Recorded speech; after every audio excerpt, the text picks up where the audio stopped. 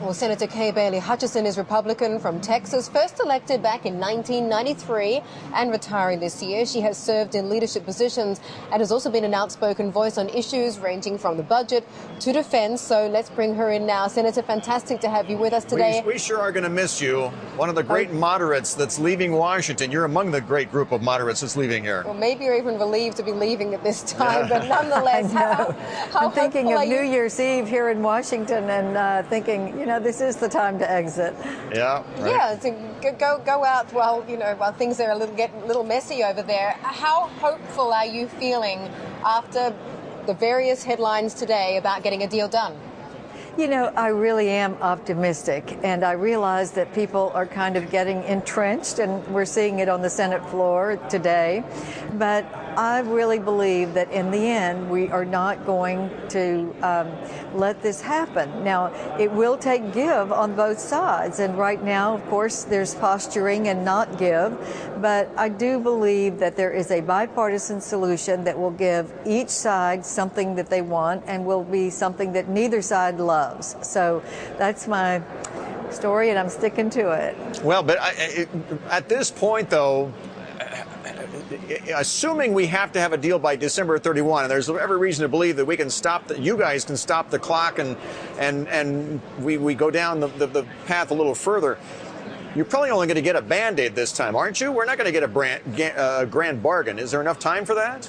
No, Bill, there's not time for it, and it will be a patch. There's no question about that, which is one of the reasons that we're not going to like it. But I do think that it's important that working American families know that they are not going to have a bigger tax increase, and they just can't take it right now.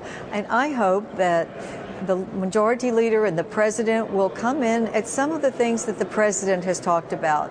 A $400,000 or $500,000 threshold is much more palatable than, say, $250,000. I'd like to see no threshold. I'd like to see no taxes on anyone. But I think that we have passed that time, and we're not going to win on that issue. So let's set a reasonable amount for people living all over the country, including high expense areas. Secondly, I'm hoping there is something on entitlement reform. That's what the Republicans have been looking for from the beginning, because those are the real cuts that we can see, or the real reforms that we can see that will keep these entitlements stable and yet give us some relief on the deficit. I hope that we can do that, but you know, that may be getting too far down the road. We've got to do a patch. It's got to be dealt with at some time down the road, though. Do you feel critical of Speaker Boehner? Do you feel he's exhausted his options at this point? You know, I thought Speaker Boehner made a very good effort. I think that his proposal was very, very good. It did walk away from not taxing anyone, which was our position and is our position. But he gave on that and kept all the other things in place, which people aren't talking about. It would have kept the marriage tax penalty relief. It would have kept the child tax credit. It would have kept AMT relief. All those things that would become permanent law would have been so helpful, and that was in the Plan B that John Boehner was trying to get the members to vote for. So I think he was making a valiant effort.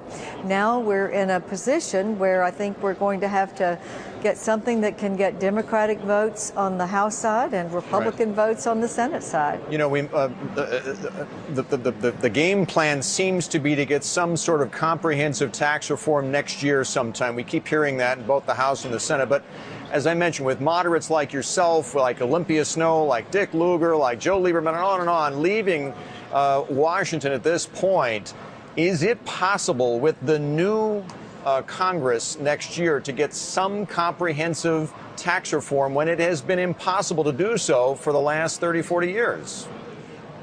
You know, I hope so, and I think so, but it will have to be bipartisan, because we don't control but one House, and the Democrats control one House and the presidency.